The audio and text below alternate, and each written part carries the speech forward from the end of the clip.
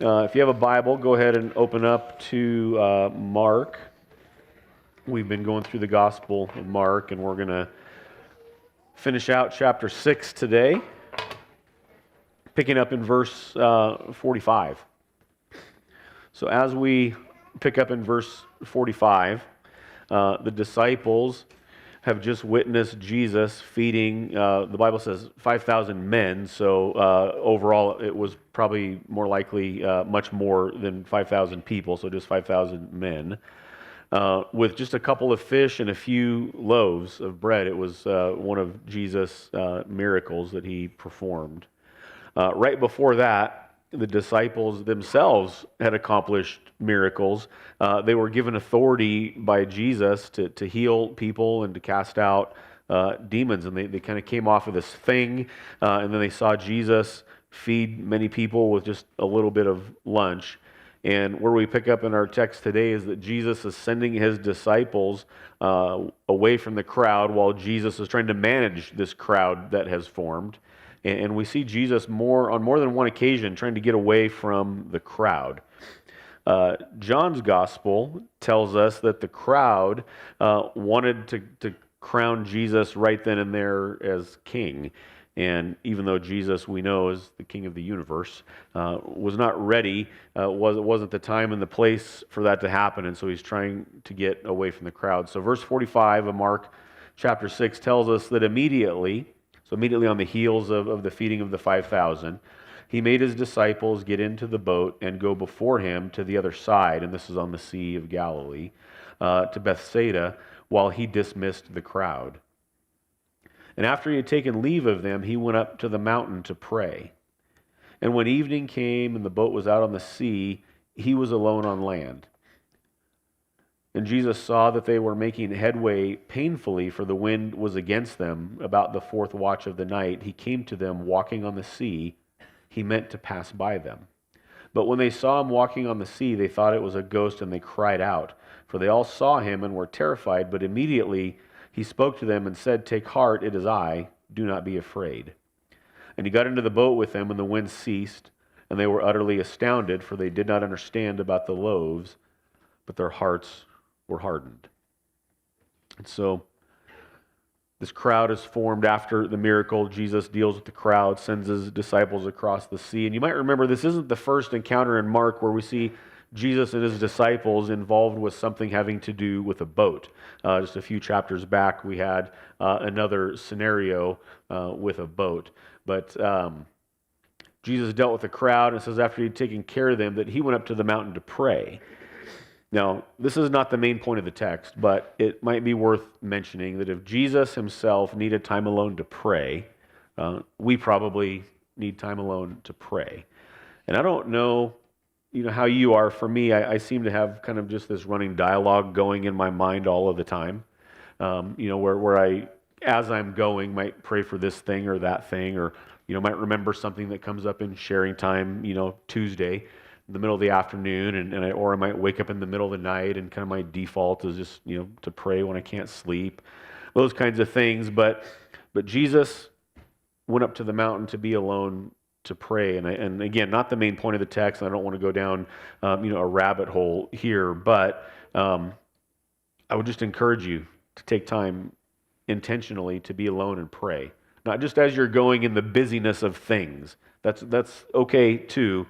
But there's just something about carving out some dedicated time intentionally to pray and to commune with the Lord. And so just want to encourage you with that as that shows up in our text. But we're told that when evening came, the boat was out on the sea and Jesus was alone on the land. And I think this is Mark's way of letting us know, here's where Jesus was, here's where the disciples were. They were far apart. This wasn't, Jesus on the shore in the boat, just a few feet out, still anchored. They were far apart. So Mark is setting a stage, showing us that Jesus and his disciples are not all that close in proximity. And then he tells us that Jesus saw them. Now this was in the nighttime, right, dark. So I don't know that Jesus could physically see him with his eyes, but he's God. Right? He sees everything everywhere all the time. And it says that they were making headway painfully, for the wind was against them. Now, something interesting here in the original language, this word painfully in the original language, it suggests a tormenting kind of strain. It's used elsewhere in the Bible for the torment that comes from demon possession, the same word. It's used in other places for the torment that comes with childbirth, the pain that comes with childbirth. And even in a couple of places, it's used for the torment of hell. And so this wasn't just a little bit of wind, blowing them in the wrong direction.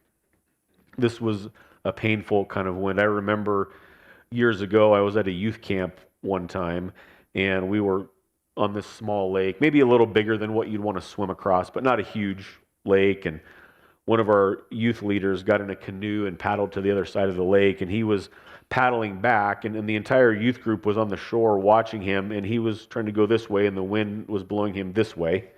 And we laughed. It was pretty funny because he's struggling in a canoe, and he's kind of a big guy and not real agile, and so we heckled him from the crowd for a long time until the canoe tipped over. And then we laughed pretty hard when the canoe tipped over, until we see arms flailing and we hear, "I can't swim." And then all of a sudden, like, it got real. And, guys had to jump into the water and rescue him. And he was rescued, and the story turned out okay. Jesus' disciples are dealing with much more than just a little bit of wind blowing them in a wrong direction. This is a serious wind. We're told it was about the fourth watch of the night, which is between 3 a.m. and 6 a.m., so maybe just before the sun came up.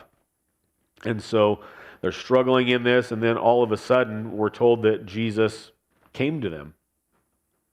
Now, you can imagine maybe being out, and this was before, motorized propulsion, right? These are, wooden boats with oars and sails, so not the easiest thing to control when the wind is out of control. It's the middle of the night, and all of a sudden, Jesus came to them walking on the sea. Now, Jesus' disciples have seen a lot of things up to this point in the book of Mark. They've seen a lot of miracles. Again, this is not the first time they've had an encounter in a boat where they were scared and Jesus had to take care of business. But he comes walking on the sea in the middle of the night. You can imagine how freaky that might be, right? We can appreciate how freaky that might be. And we're told that when they saw him, that they thought he was a ghost, and he cried out. So they were scared. They didn't recognize that it was Jesus. And then there's this comment that Mark makes kind of in between Jesus coming to them and them seeing him and thinking he was a ghost, saying he meant to pass them by.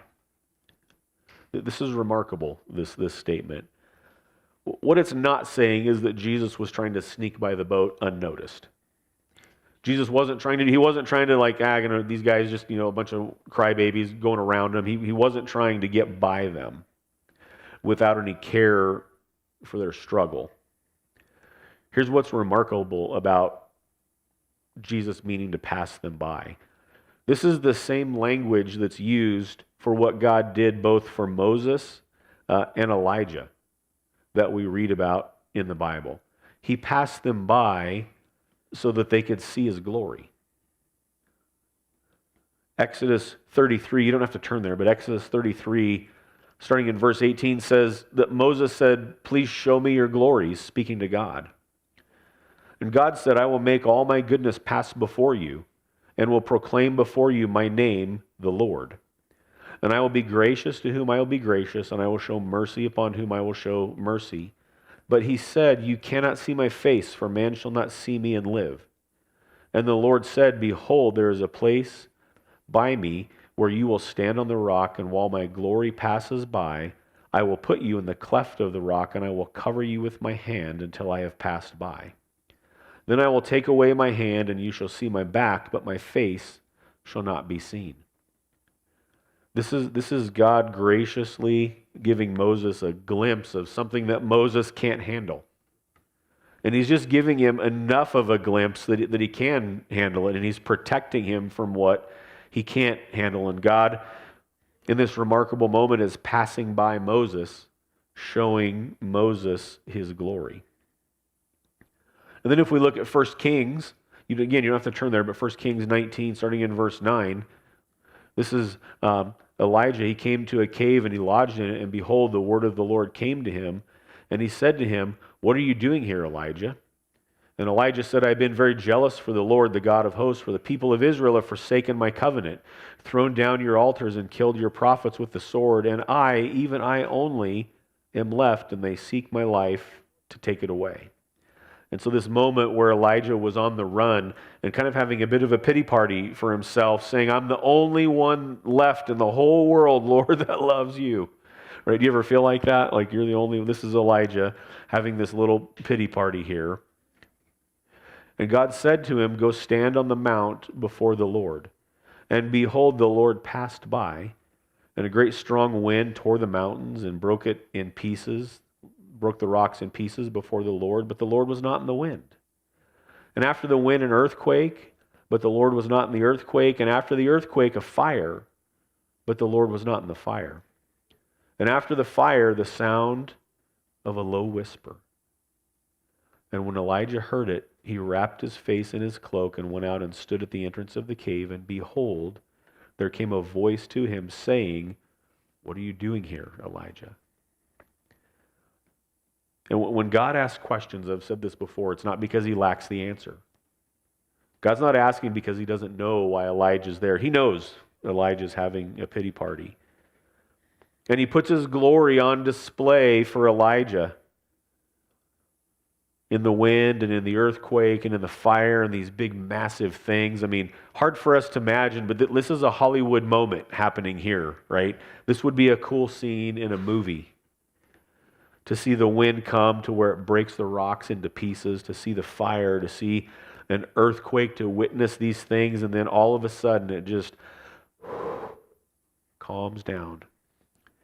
And here comes God in a low whisper, displaying his glory, passing by Elijah, displaying his glory.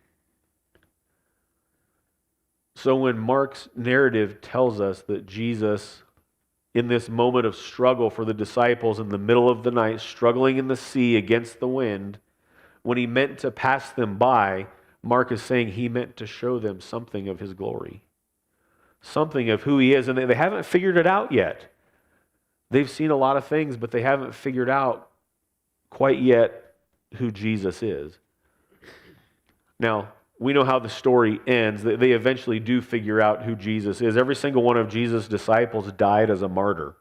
Right? They all died because of their faith. So they figured it out at some point. But at this point in the narrative, they're still trying to figure out who this guy is. And so he passed them by. He's showing them his glory by walking on the sea in the middle of the night. And even in 2026, with all the technology and all the advancements that we have, this would still freak us out. Imagine 2,000 years ago. And it did freak them out. They thought that he was a ghost and they cried out. And the idea here is that they cried out in fear.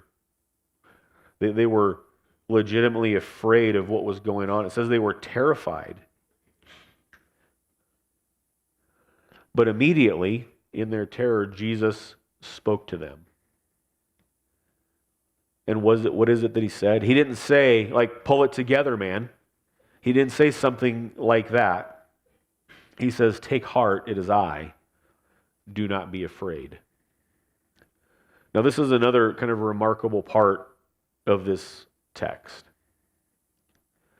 When Jesus says, take heart, it is I, this could also be translated as Jesus simply saying in the middle of the sea, in the middle of the night, in the wind, I am. And that might ring a bell to you because I am is the divine name of God in the Bible. We go back to Exodus chapter 3, this scene with Moses and God. It says in verse 13 of Exodus 3 that Moses said to God, if I come to the people of Israel and say to them, the God of your fathers has sent me to you, and they ask me, what is his name? What shall I say to them? And God said to Moses, I am who I am. And he said, say this to the people of Israel, I am has sent me to you. God also said to Moses, say this to the people of Israel, the Lord, the God of your fathers, the God of Abraham, the God of Isaac, and the God of Jacob has sent me to you. This is my name forever, and thus I am to be remembered throughout all generations. This is a big claim. I am. Tell them I am sent you. And tell them that the God of Abraham, who they would have been vastly familiar with, and Isaac and Jacob, right? These are their fathers. Tell them that the God of Abraham, the God of Isaac, and the God of Jacob has sent me to you. And he says, this is my name forever, and thus I am to be remembered throughout all generations. And so this would have meant something to Jesus' disciples as good Jewish people. They would have been familiar with the history. And this ghost in the middle of the ocean, in the middle of the night, walks on the water and announces himself to them as, I am. He's telling them that he is the God of Abraham. He is the God of Isaac. He is the God of Jacob. He is the one who is to be remembered throughout generations. And many, many, many generations have passed from this moment in Exodus where he declares himself as I am to this moment in the middle of the night, in the middle of the ocean, declaring himself again as I am, connecting a dot for his disciples. And he tells them not to fear.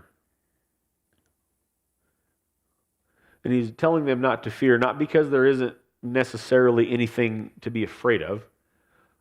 This is terrifying to me to think in a boat without propulsion, to be out in the middle of the sea in the middle of the night. I can't imagine it. I think I've shared with you before, my deep sea fishing adventure out of Depot Bay, where the Coast Guard had to call us in because the sea was rough that day, and it was a bit terrifying. I get sick. I don't get sick on planes, but every ocean-going vessel I get on, I get sick. It doesn't matter how terrifying the sea is or isn't. I went deep sea fishing one time on a sea that was like glass, and I still threw up the whole time.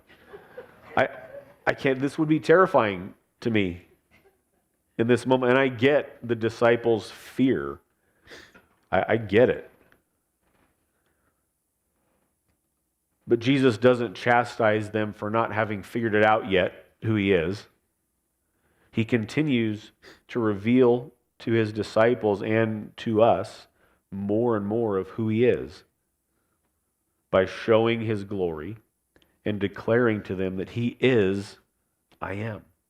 He is God in the flesh. So he's telling them not to be afraid because he is the God who created the entirety of the cosmos. Now, you remember the previous scene when Jesus met his disciples in a boat. They were on an angry sea, also in the middle of the night. Waves were coming up on the boat, and the disciples were freaking out, and Jesus was down below deck taking a nap.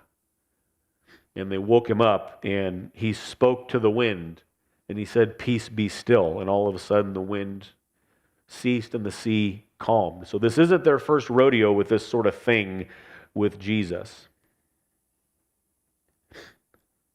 So he declares that he is God. He shows them his glory, and he tells them not to be afraid.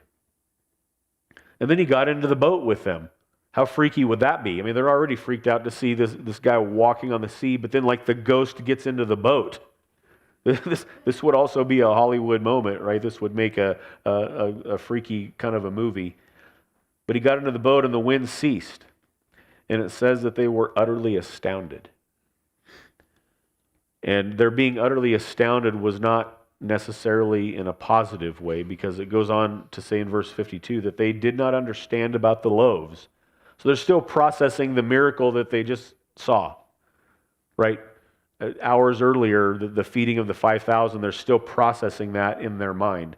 It says they didn't understand about the loaves. And I get that too. right? This defies nature. Not only Jesus walking on the water, but the feeding of the 5,000, it just defies what we know to be true. It defies logic and nature. And so they're processing it and they're thinking about it. But it says their hearts were hardened. And that's a bit of a troubling statement to say that their hearts were hardened. Because again, this isn't the first thing that they've seen Jesus do that defies nature and logic. They've seen, we're 6 chapters into Mark, and we've seen Jesus do a lot of things already. We've seen him heal the sick. We're going to see that here again in a moment. We've seen him cast out demons. We've seen him control nature. We've seen Jesus do things that to the natural mind don't make sense. And in their astonishment, it wasn't something in this moment that caused them to draw nearer to Jesus. It was something that caused their hearts to be hardened. Now, I get skepticism, right? We're all skeptics to varying degrees, right? Some of us maybe more so than others. And I've said this before too, that God can handle our skepticism. He can handle our doubts. He can handle our questions. He can handle these things, but there is a sort of skepticism out there whose goal is simply just to disprove everything and to burn things down. And there's another kind of skepticism that kind of wants something to be true but has questions, right? And I think that's kind of a fair skepticism. Like, I don't get this thing, but man, I really want this to be true, and so I'm going to question this in an effort to move towards truth, not in an effort to defy truth. And again, Jesus' disciples, they would all go on to die for their faith in Christ, so they eventually figured it out, right? God opened their eyes to this. But I would encourage you in your skepticism that it would be a skepticism that wants something to be true rather than a skepticism that doesn't want something to be true. If we go back to Romans 1, we're not going to turn there, but Romans 1 tells us the entire problem of humanity, the entire problem of sin, is that we've exchanged the truth of God for a lie, and that we worship anything and everything over and above the Creator. We've got it backwards. We should worship the Creator over and above everything, but we don't. We worship everything else over and above the Creator, and that's the problem of humanity. It's a skepticism that doesn't want what we all really know to be true. Paul also tells us in Romans that we have no excuse for not believing in God. Just take a step outside and look around. Evidence of God is everywhere. And I would argue maybe more so in Central Oregon than anywhere else, because I love this place. Just go look at the mountains. Did you ever get tired of looking at the Three Sisters? I've been looking at that view my whole life. And every time it's still like, wow. Evidence of God. We are without excuse, the Bible tells us, for believing in God because He's made it clear to us that He exists. And so, for the one who professes atheism and says God doesn't exist, God doesn't believe in atheists. He really doesn't. The Bible tells us that atheists don't actually exist. What does exist is people who have hardened their hearts towards the truth that we all see to be evident, and that we repress that truth. And so the disciples, they're still trying to figure this out. And for the moment, they're maybe repressing some truth in the hardness of their heart. But Jesus still reveals Himself to them in His glory. He passed them by to show them something of who He was. And He declares to them that He is God. And have you noticed as we've gone through Mark that almost in every passage, Jesus is declaring Himself in some way to be God?